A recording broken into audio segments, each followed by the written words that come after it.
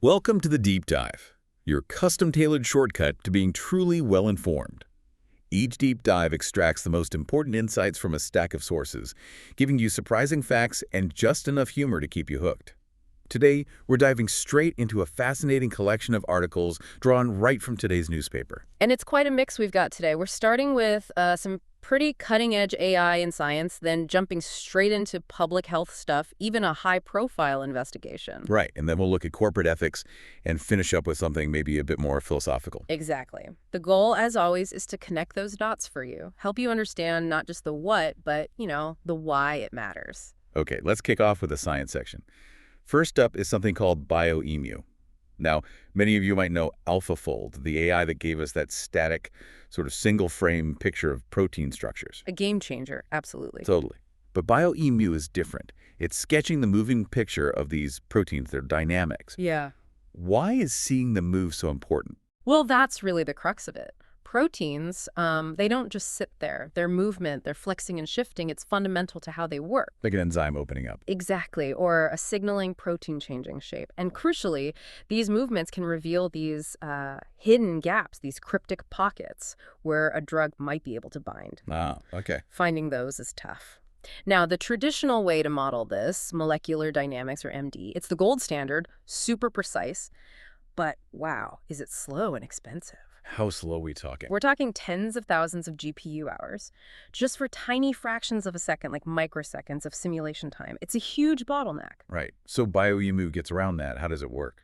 It uses an AI diffusion model. Yeah. Think of it like taking static noise and teaching the AI to reverse that process, to find the clear picture hidden inside. So it learns from examples. Exactly. It was trained on, well, millions of AlphaFold predictions, a lot of MD simulation data, mutant sequences too. It learns to predict the likely shapes a protein might adopt. And how well does it actually do? Pretty impressively on the benchmarks, actually. It managed to capture big shape changes, even small local unfolding bits. And yes, those important cryptic pockets, like in the round's protein linked to cancer. That sounds promising. What were the numbers like? It predicted 83% of large shifts and 81% of small changes accurately. That includes a key enzyme, adenylate kinase. It even worked on proteins that don't have a fixed structure and could model mutation effects. Okay, that's fast and gives good insights. But what can it do? What are the limitations here? That's a really important point. BioEmu gives us snapshots, potential shapes. It doesn't show the process unfolding over time like MD does. Ah, I see. And it can't model interactions with, say, water or drugs or how temperature affects things, or membranes, cell walls. And right now, it's just for single protein chains, not how proteins interact with each other. So it's not replacing MD entirely. Not at all. It's complementary. Think of AlphaFold as the blueprint, right? BioEmu is maybe the choreography sketch. It's a fantastic hypothesis-generating tool. Speeding things up at the start. Exactly. Making large-scale drug discovery and function studies much more feasible, turning weeks into hours for certain tasks. It really underlines that future scientists need both the deep physics and chemistry and fluency in machine learning. A real blend of skills needed. Okay, let's move from the micro world of proteins to public health. Next, from the FAQ section, we're looking at India's health ministry. They're proposing something quite visible: sugar and oil boards. Yeah, this is interesting. Display boards in government cafeterias, lobbies, schools, offices, listing sugar and oil content. And they want health messages on official stationery, too, targeting snacks like samosa, vada pav, but also pizza and burgers. What's the big push behind this? Well, the why is pretty stark. India is facing an unprecedented rise in non-communicable diseases, NCDs, things like heart disease, diabetes, cancers. These now account for over 66% of all deaths, and it's hitting people over the age of 30 particularly hard. So this initiative is a direct attempt to raise awareness about what's in commonly consumed foods. And the article mentions expert Pariksha Rao. What does she say are the main dietary culprits? She points to diets high in sodium, added sugar, refined oils often found in snacks, even some marketed as functional, and sugary drinks. These contribute directly to heart disease, stroke, type 2 diabetes, poor metabolic health generally. And people aren't getting enough of the good stuff either. Right. Lack of fiber, fruits, vegetables, whole grains, healthy fats. It's a double whammy, really. So how are they calculating these values for the boards? Is it standardized? Yes, there are clear guidelines. Either lab assessment reported per 100 gram for sugar, saturated fat, salt, Or, if that's not feasible, using the official Indian food composition tables, the IFCT. And they define what counts as high fat, sugar, and salt, or HFSS. They do, based on the ICMR N9N's 2024 dietary guidelines. It's HFSS if sugar calories exceed 10% of total energy, or added fat oil exceeds 15% of total energy, or salt is more than 625 milligrams per 100 grams. Pretty specific thresholds. Okay, and just for context, what does the World Health Organization recommend daily for adults in India? The WHO suggests less than 65 g of total fat, less than 25 g of added sugar, and less than 5 g of salt per day for adults there. So you can see how quickly some snacks might push you over those limits. Definitely. What's Mrs. Rao's advice for people trying to eat healthier? It's practical stuff. Build meals around fiber-rich ingredients, local produce, lean proteins, healthy fats. Cook at home more. Slow down when you eat. Rely less on packaged foods. Her main point is that small, consistent changes are much more effective than drastic, restrictive diets. It's about sustainable habits. Makes sense. Small steps add up. Okay, let's switch gears again, staying in the FAQ section, but moving to an aviation investigation, the Air India 171 crash preliminary report. There's been some noise around this already. Yeah, a bit of controversy. Apparently there were leaks in the Western media with details before the official preliminary report was out. India's AAIB had to ask people to be patient and wait for the final report. The U.S. NTSB backed them up on that. So what did this preliminary report actually say? What was the key finding? The core finding in the 15-page report is about the fuel switches. It states, Engine 1 and Engine 2 fuel cutoff switches, having transitioned from run to cutoff position, one after another with a time gap of 1 second. Both engines cut off sequentially. Yes. And the cockpit voice recorder captured something really striking. One of the pilots is heard asking the other, why did he cut off? The other pilot responded that he did not do so. Wow. So confusion in the cockpit about who did what or if anyone did it. Exactly. Plus the ram air turbine, the RAT, deployed during initial climb. That's the emergency power generator. Its deployment usually signals a major system failure, so seeing it activate so early is highly unusual. A very serious situation. What happened immediately after the engines cut off? Well, about 10 seconds later, the Engine 1 switch apparently went back to run, and thrust came back. 4 seconds after that, Engine 2 switch did the same. Thrust recovered there too. Then they made a mayday call. Okay, so they recovered power. But pilot groups were critical of the report. They were. They pointed out the preliminary report had no recommended actions for the aircraft or engine type, which they felt ignored potential systemic vulnerabilities. Which brings us to the big question. What did happen with those switches? Captain Matthew Buckley had some thoughts on the Boeing 787 itself. Right. He highlighted that the 787 is a data-linked, highly networked aircraft, but critical systems are digitally and physically isolated. Importantly, those fuel selector switches are mechanical electrical hybrids. They cannot be remotely accessed or altered. So not something easily hacked or triggered by a software glitch. That's the point. And what's fascinating here, Boeing and the engine maker get real-time diagnostics through aircraft health monitoring systems. Any software anomaly would likely be flagged almost instantly. A hidden software issue seems very difficult to imagine without detection. So if it wasn't the pilots consciously doing it, and probably not software, Well, what's left? that's the mystery they need to unravel. Authorities are taking action, though. The DGCA told Air India to do additional safety inspections on their 787s. Looking for what specifically? There's another DGCA directive, reports due July 2025, to check the locking mechanism of the fuel control switches on 737s and 787s. This seems linked to an older FAA advisory from 2018 about the potential for disengagement, so it may be a mechanical issue with the switch itself. Interesting. And this has brought up the cockpit recorder debate again. Yes. IATA Chief Willie Walsh mentioned the ongoing discussion about video recorders in cockpits, but the main message from the AAB is clear. A thorough, fair, and transparent investigation with irrefutable findings simply takes time. Understandable for something this complex. Okay, let's shift from engineering mysteries to cosmic ones. Another FAQ article tackles the Matter-Antimatter mystery. Why is the universe mostly matter? The Big Bang should have made equal amounts, right? That's the fundamental puzzle. If matter and antimatter were perfect mirror images, they should have annihilated each other completely, leaving just energy, just light. The reason we have stuff, stars, planets, us, is because there's an imbalance. And this has to do with CP violation? What's that again? Right. CP stands for charge conjugation, swapping a particle for its antiparticle, and parity flipping its spatial orientation, like left to right. If the laws of physics were exactly the same for both matter and antimatter under these swaps, CP symmetry would hold. But it doesn't hold. Experiments show it's broken. This CP violation is absolutely crucial for ending up with more matter. Without it, we simply wouldn't be here. Okay, so CP violation is known. What's new about this discovery? What's groundbreaking is where they found it.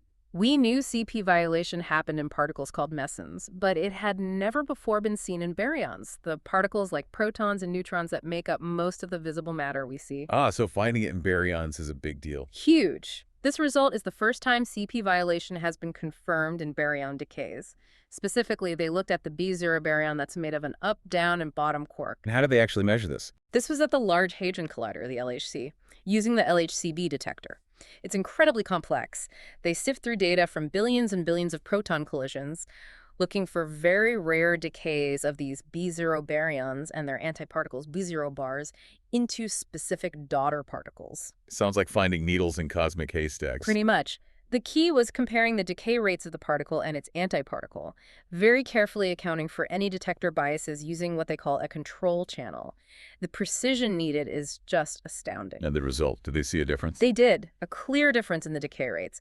They measured the CP asymmetry at about 2.45%. Is 2.45% significant in particle physics terms? Oh, absolutely. Statistically, it deviates from zero, meaning no difference, by 5.2 standard deviations.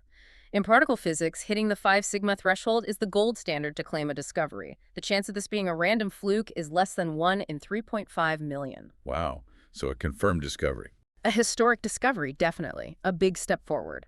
But, and this is important, the amount of CP violation they measured here is still too small on its own to explain the huge matter dominance we see in the universe. So it's part of the answer, but not the whole answer. Exactly. It confirms CP violation exists in baryons, which is vital, but scientists need to keep looking for CP violation in other baryon decays, understanding the underlying dynamics, maybe finding previously undiscovered particles and forces that contribute to the imbalance. It really connects back to that fundamental question you mentioned. Why is there something rather than nothing?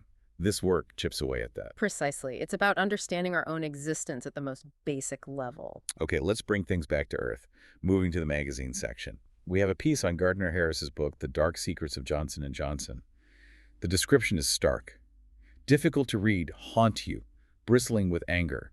It covers issues with products like baby powder, Tylenol, Risperdal, hip implants. Yeah, the core allegation is severe, that the company knew about harmful effects but continued to market them.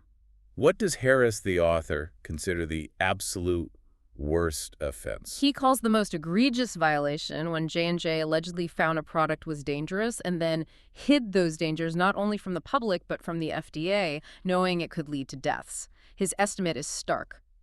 At least 2 million Americans alone died from using J&J products. That's a shocking figure. Does he single out any specific product? He points to Risperdal, the antipsychotic, as potentially the worst of the worst in terms of sheer numbers, calling it possibly one of the most deadly drugs.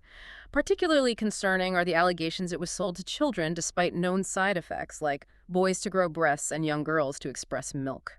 It's mentioned that Harris grew up near J&J headquarters. Yes, he initially saw it as a capitalistic ideal, doing well financially and doing good. He was surprised later, as a reporter, to find them least open and most secretive.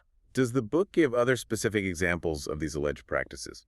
It does. During the AIDS crisis, the book states J&J was the only major manufacturer of AIDS drugs that refused to allow generics companies to sell drugs in Africa.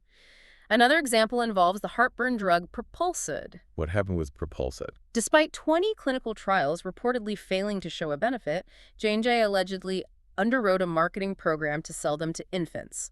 The drug could cause a heart arrhythmia called QT prolongation, potentially fatal, especially for premature babies. Harris compares himself to Aaron Brockovich, but found the process dark and depressing. Yeah, he mentions needing faith to get through it, feeling you can lose hope. It speaks to the emotional toll of uncovering these kinds of stories. The book also seems critical of the FDA's role. Very much so. It paints a portrait of real feckless disregard for protecting the public. The argument made is that because the FDA is largely funded by drug makers by what are known as user fees, it can become captive to the very industry that it regulates. Is there an example of that alleged dynamic? The book cites the FDA refusing petitions for a cancer warning on talcum powder products, including J&J's baby powder, until after J&J lost its first lawsuit over it. And even then, the FDA still denied the petitions.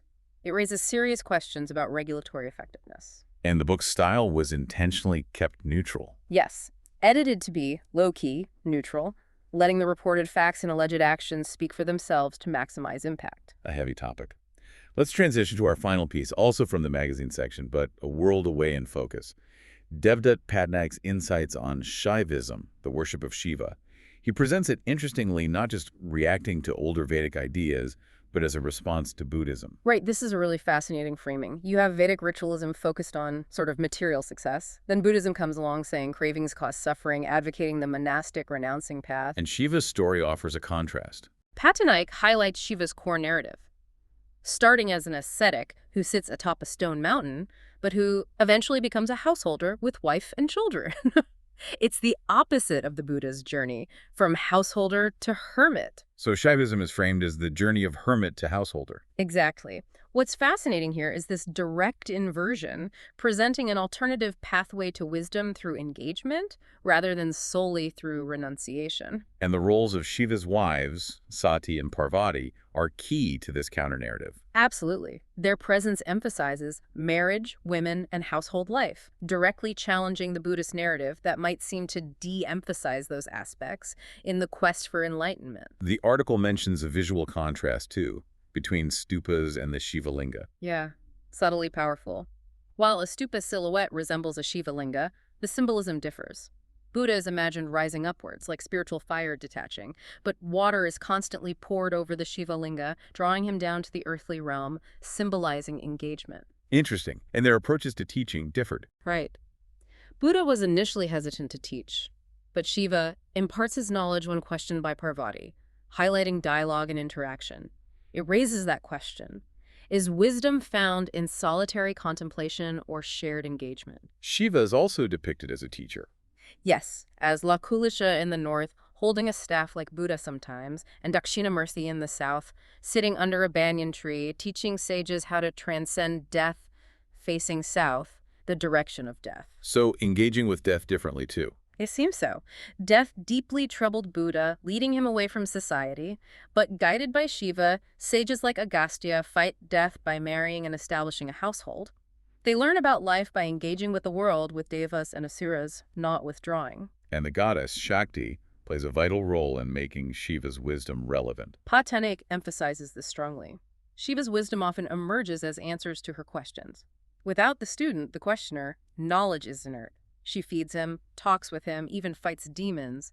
She's an active force. So wisdom isn't just abstract, it's relational, activated by the feminine principle. That's the implication.